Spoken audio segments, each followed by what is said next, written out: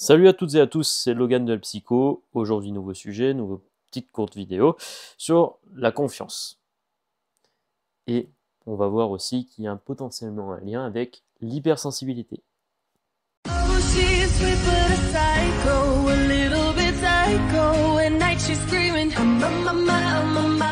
Donc alors, on va parler d'abord, tout premier lieu, la confiance. Qu'est-ce que c'est que la confiance et pourquoi il est important d'avoir confiance en soi?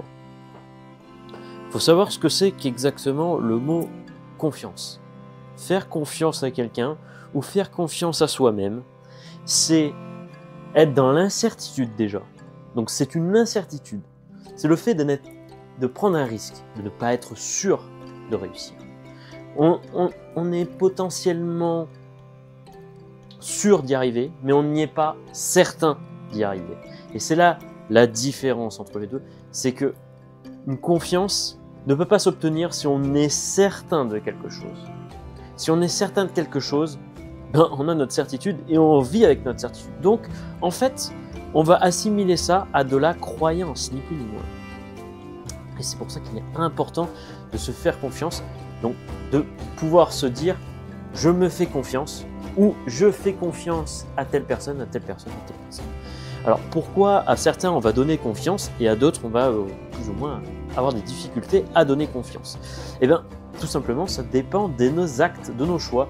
Et en fait si vous êtes dans un schéma on va dire classique de je fais confiance avec les personnes avec qui ça a fonctionné, avec qui ça a marché, eh bien vous concentrez vos efforts sur quelque chose qui a été positif. Donc vous pouvez être déçu parce que quand va arriver le négatif, vous allez avoir un choc, une émotion, vous allez être déçu.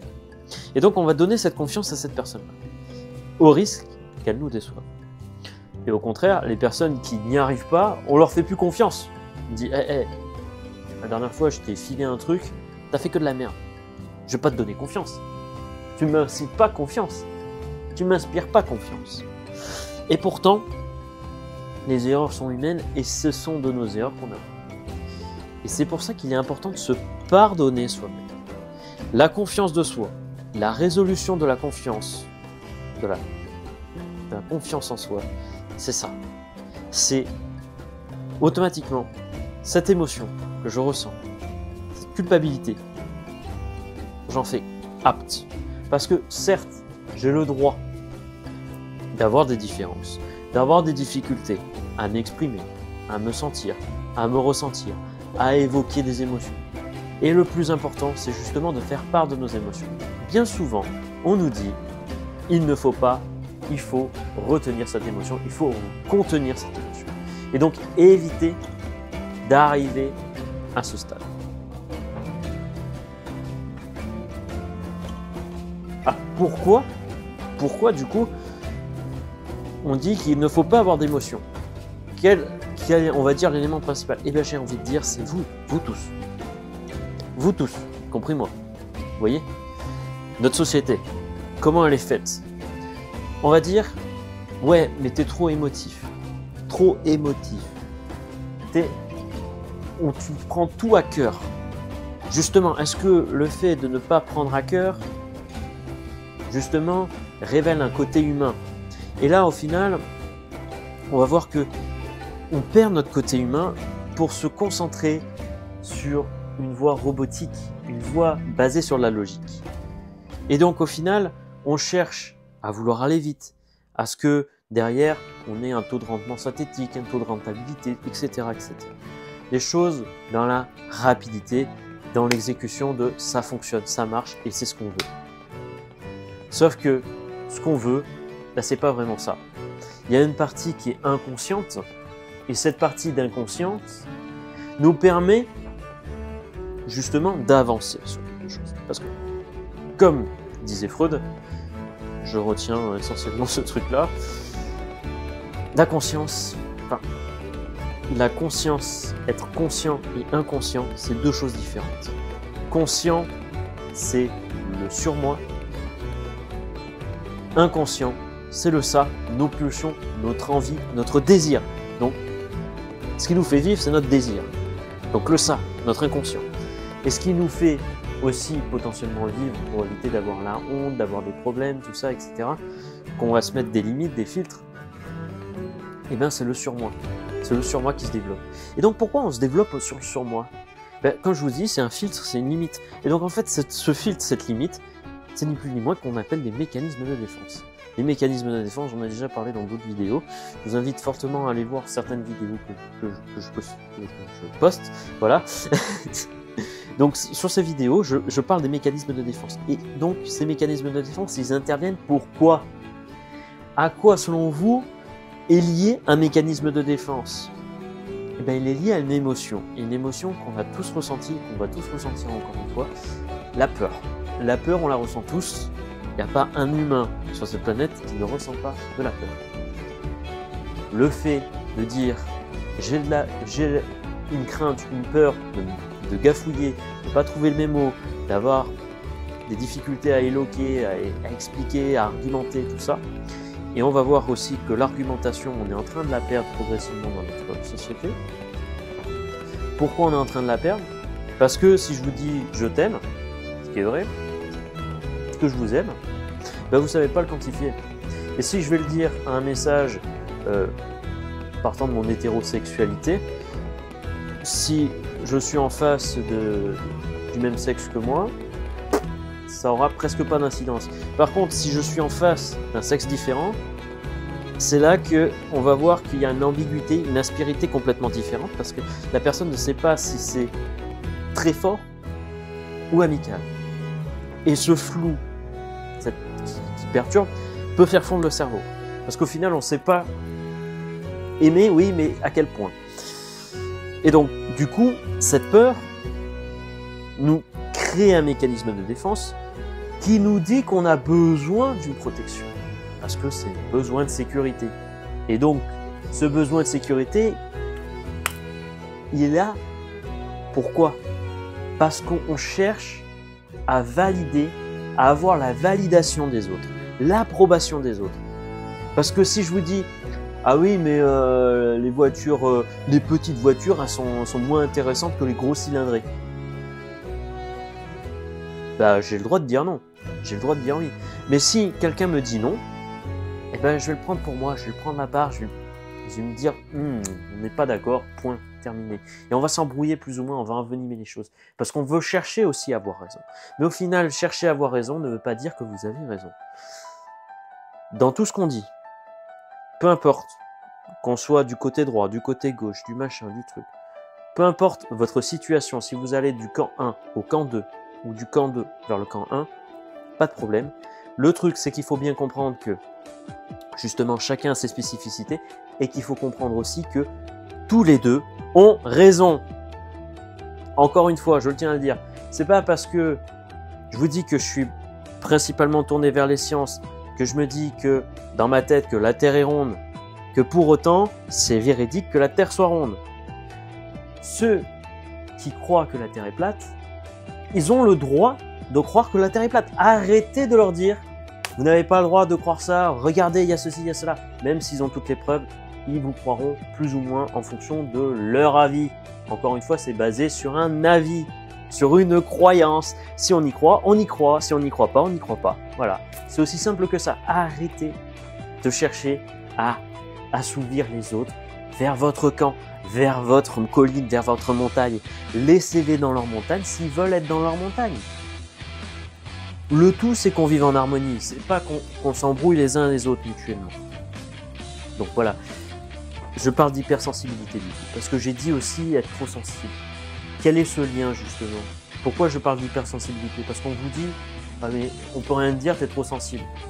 Ou tout affecte. Tout découle sur toi, tout affecte. Et bien justement, le fait d'être hypersensible, c'est quoi pour vous exactement? Quelqu'un sur qui il va fondre en larmes dès qu'on va lui dire quelque chose de mal? Pas forcément en fait. Et je vais vous dire, ça va dépendre aussi des traumatismes qu'on a vécus. De notre enfance, de notre parcours. Mais aussi, l'hypersensibilité, c'est une force et pas une faiblesse. Au contraire. La force de l'hypersensibilité, c'est de capter un sens plus fort qu'une personne, on va dire, lambda. Donc ça veut dire qu'il va développer par exemple le sens de l'odorat, ou le sens du toucher, ou le sens auditif, ou le sens visuel, plus fort que la moyenne. Mais pour autant, le fait de ressentir plus fort les choses, ça ne veut pas dire qu'il faut les cacher. Au contraire, les cacher revient à cacher ce plus que vous avez. Vous déniez le plus que vous avez en vous disant il ne faut pas être trop émotif, il ne faut pas se laisser envahir, se laisser emporter par nos émotions. Et bien des fois, j'ai envie de vous dire, si, c'est important. Écoutez vos émotions, écoutez votre corps, écoutez votre esprit, écoutez votre âme. Écoutez vraiment ce que votre cerveau vous dit, la petite voix qui parle en vous. Si vous en avez une. Surtout si vous en avez plusieurs, cas de schizophrénie. Mais bon, voilà.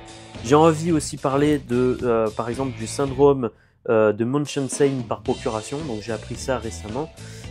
C'est par exemple quand vous avez une personne qui veut absolument sauver quelqu'un, et ben elle est prête à aller très loin, du style à donner une maladie à quelqu'un pour pouvoir être mis en avant en tant que sauveur. Regardez, j'ai amené cette personne à l'hôpital parce qu'au final, elle se sentait pas bien. Ouais, mais vous l'avez peut-être empoisonné derrière. Vous lui avez peut-être fait avaler quelque chose qu'il fallait pas. Vous l'avez peut-être essayé de la rendre malade à son insu pour pouvoir vous faire valoriser. Encore une fois, on cherche la validation, on cherche l'approbation. Mais chercher l'approbation et la validation, c'est pas pour autant que vous allez être heureux. Au contraire. Quelqu'un qui vous dit oui tout le temps, c'est potentiellement quelqu'un d'hypocrite. Ça, on se le cache plus. C'est quelque chose qu'on capte. Vous savez, quand quelqu'un vous dit oui à tout, c'est quelqu'un qui vous met sur un piédestal. Et si vous êtes sur un piédestal, c'est que, ça démontre comme quoi il a une dépendance affective envers vous. 2, ça démontre aussi qu'il n'a plus son choix, son libre arbitre, et qu'il est dépendant de vous. Donc ça veut dire que cette personne ne va pas être heureux, épanoui avec vous. À un moment donné, ça va casser. Parce que entre ce qu'il veut et ce qu'il a, ne lui va pas. En fait. Automatiquement, va y avoir une cassure. Et cette cassure va lui faire mal comme il va vous faire mal. Parce que vous allez vous sentir mal, que ce soit vous la personne fautive qui a affecté son humeur, qui a affecté son état, etc. Donc voilà. Je vous invite également à suivre Fabrice Midal, qui est un youtubeur justement qui parle de philosophie. C'est lui qui m'a notamment inspiré sur ce sujet, sur l'hypersensibilité, comme quoi c'est une force et qu'il ne faut pas la cacher, au contraire. La libérer, c'est quelque chose qui va permettre aussi de se sentir épanoui, de se sentir mieux, de se sentir accompagné. Parce que oui, on a besoin potentiellement de sécurité, mais pour autant, ce besoin de sécurité, il n'est pas primordial. À l'époque, quand il y avait les dinosaures, oui, effectivement, à la préhistoire, forcément, il y avait besoin d'une tribu, on était une tribu. Donc si vous étiez exclu de la tribu, vous ne pouvez pas vivre, vous ne pouvez pas survivre. Maintenant, j'ai envie de vous dire, avec l'époque actuelle, un homme, c'est vivre sans une femme. Une femme, c'est vivre sans un homme. On peut vivre tout seul. Et si vous vous croyez indispensable, eh ben c'est faux. Vous êtes remplaçable. N'importe quelle personne peut se faire remplacer. Moi, je peux me faire remplacer. N'importe qui peut se faire remplacer. Le fait de se dire d'être irremplaçable, vous êtes unique en votre genre, vous êtes exceptionnel envers vous, ça je suis d'accord, mais de là à faire sa gonflette à se dire je suis unique, je suis machin, je suis tout, je suis l'univers entier et sans moi l'univers n'est rien, c'est faux. Au contraire, l'univers se passera très bien de vous. Ça c'est une chose importante. Il faut des fois que ça fasse un petit peu mal, mais pour que derrière vous assimilez une compréhension. Je ne dis pas que ce que je dis est uniquement vrai ou faux, c'est à vous d'en juger. C'est pas à moi de vous dire j'ai raison, point. Au contraire, c'est à vous de vous dire est-ce que je reconnais ce qu'il raconte à travers mon vécu, mon passé et de ce que je pense? Oui, non. c'est vous qui avez ce choix. C'est pas moi qui vais vous imposer à vous dire c'est comme ça, c'est comme ça. Non. Autre chose importante, les choses qui rapprochent les gens. Alors, je suis quelqu'un qui suis assez fan des jeux de société, donc je vais vous parler quelques petits jeux de société qui sont pratiques justement pour une thérapie avec vos amis, avec les personnes de votre connaissance, de votre entourage. Donc vous avez le jeu Totem. C'est un bon petit jeu qui fait du bien, honnêtement, qui permet aussi une connexion profonde avec les personnes. Des fois, on croit connaître les gens, mais au final, bah, eux se connaissent mieux. Mais des fois, il y a des petites surprises où vous connaissez mieux les personnes qui, elles-mêmes, ne se considéraient pas comme telles. Donc, vous allez faire des heureux et faire comprendre aussi à certaines personnes qu'elles ont d'autres qualités qu'elles avaient mis de côté. C'est important. Vous avez un autre petit jeu, c'est The Gang. Alors pourquoi The Gang? Alors c'est des gangsters qui se réunissent autour d'une table. Et donc ce jeu-là, c'est un jeu coopératif qui est dans la communication non verbale. Et ça, c'est important si vous voulez apprendre le langage non verbal. Je trouve ça important d'avoir ce jeu. Et justement, de le pratiquer régulièrement. Que ce soit avec votre famille, vos amis, etc. Pourquoi? Parce que justement, vous allez échanger des regards, des positions, des postures, des gestes. Et toute cette gestuelle, c'est ce qui démontre vraiment notre communication, notre pouvoir de transmettre quelque chose. Et vous voyez tous les gestes que je fais. Ces gestes-là sont incontrôlés, mais elles permettent de mieux saisir, comprendre ce que je veux exprimer. Un autre petit jeu, Présage. Bon, un peu spiritualité. J'aime bien parce que en fait ce jeu-là, ça évoque l'aspect spirituel. En plus les cartes sont super belles. Les cartes sont super belles. Le jeu est qualitatif et c'est un jeu pareil en coopération auquel vous allez être en... Alors ça se joue de 4 à 6 joueurs, donc il faut être au moins 4. Mais vous êtes en gros généralement par binôme. Sauf à 5, ça va être un peu compliqué. Mais si vous êtes à 4 par exemple, justement, vous êtes deux binômes qui vous affrontez. Un petit peu comme le Kems. Et vous allez jouer avec votre partenaire pour que lui arrive à défausser les cartes. Le but, c'est de défausser ses cartes et d'être la personne à avoir fait défausser soit soi-même, soit son partenaire. Autre petit jeu, l'île des maudits. Alors l'île des maudits, c'est un jeu auquel vous allez avoir C'est un jeu encore une fois coopératif. Ce sont des jeux coopératifs. Tout ce que je vous explique, ça, ce sont des jeux coopératifs. Un jeu coopératif dans lequel vous allez essayer de faire comprendre, un peu comme le Link City, je ne sais pas si vous connaissez ce jeu-là, c'est un peu dans le même but, hein, et notamment je vous recommande aussi Link City, auquel vous allez avoir une assimilation de mots et vous allez devoir créer votre propre mot pour induire un petit peu le chemin que doivent prendre les personnes autour de la table. Sauf que pour certains, le fait de dire glace va être plus proche de l'hiver, et pour d'autres, glace, ça va être plus proche de l'été, pour dire, bah oui, mais l'été, tu manges une glace. Voilà. Donc, c'est auquel vous allez potentiellement vous mettre en désaccord, mais c'est bien aussi d'avoir son propre avis, son propre point de vue, et aussi de voir un petit peu comment fonctionne le cerveau des autres.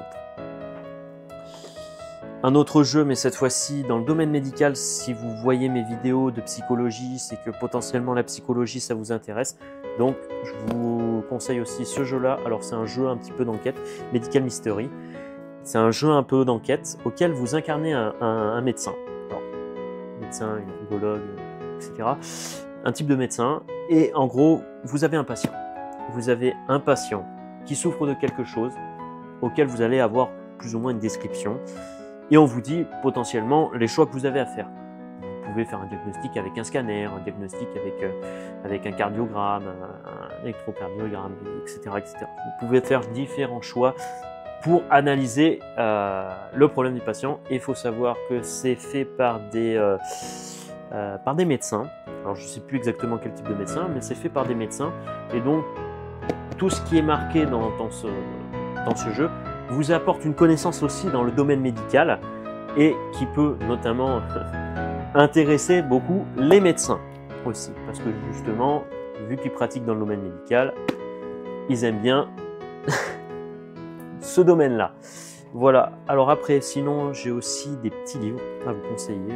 C'est un petit livre de Friedrich Nietzsche sur la philosophie que je lis, que je trouve intéressant. Pour le moment, je ne l'ai pas encore bien lu, mais j'envisage de le lire. Et Je pense trop de Christelle Petit-Colin. C'est un livre très intéressant auquel justement on voit qu'elle explique ce qu'est la surefficience mentale et comme quoi, soi-disant, la souffrance qu'ont les surefficients mentaux, bah, ils se la mettent eux-mêmes en fait. Le fait d'être différent, c'est vu comme un défaut, mais au final, ça peut être vu aussi comme une qualité. Et c'est ça qui est important aussi de comprendre avec ce bouquin, c'est de se dire, oui, d'accord, on est différent. Mais le fait de faire du déni sur le fait d'être différent, ça ne va pas aider. Oui, on est différent. Oui, on est différent parce qu'on est plus intelligent que les autres. Le fait de le dire, déjà, ça évite que les autres qui sont en décalage, qui disent non, mais toi, c'est normal, t'es plus intelligent que les autres. Et qu'au final, non, mais je t'assure, je suis comme les autres. Et c'est vrai qu'on a souvent, enfin, je sais par rapport aux surefficients mentales, qu'ils ont souvent tendance à dire comme quoi il n'y a pas, en fait, ils sont pas si différents que les autres. Et ils sont pareils. Et ils veulent justement un petit peu le besoin de sécurité, encore une fois, de vouloir être avec les autres, de chercher la validation et l'approbation. Et c'est pour ça qu'on parle aussi de ça, donc notamment aussi, je crois qu'il y a plus de 80% des personnes en surefficience mentale qui sont touchées par l'hypersensibilité. Donc c'est pour ça aussi que j'ai parlé d'hypersensibilité. Et je ferai potentiellement aussi une vidéo sur la surefficience mentale si ça vous intéresse. Voilà, d'un petit peu les sujets. Je ne veux pas non plus faire une vidéo trop longue, mais je vous invite fortement à vous renseigner sur les jeux de société que je vous ai évoqués précédemment, également sur les livres, et puis renseignez-vous aussi par vous-même. C'est des choses qui sont importantes d'avoir sa propre vision des choses et pas de se cantonner juste à une ou quelques vidéos. Ne vous cantonnez pas uniquement à mon contenu, hein. Il y a tout un tas de contenus, que ce soit sur YouTube, sur Dailymotion, sur... peu importe, vous avez les médias, les réseaux sociaux, etc. Ce qu'il faut, c'est que vous vous retrouviez exactement sur votre pensée, sur votre idée, et ne changez pas pour les autres. Changez pour vous. Voilà, c'est le conseil principal que j'ai à vous transmettre et à vous donner, parce que ça va vous libérer, et surtout, ça va vous aider à avancer pour avoir potentiellement mieux confiance en vous. Ouais, voilà. C'est une phrase auquel j'ai un peu de mal à tourner, mais pour avoir beaucoup plus de confiance en vous. Et c'est important. Voilà. Je vous laisse et je vous dis à bientôt. Salut!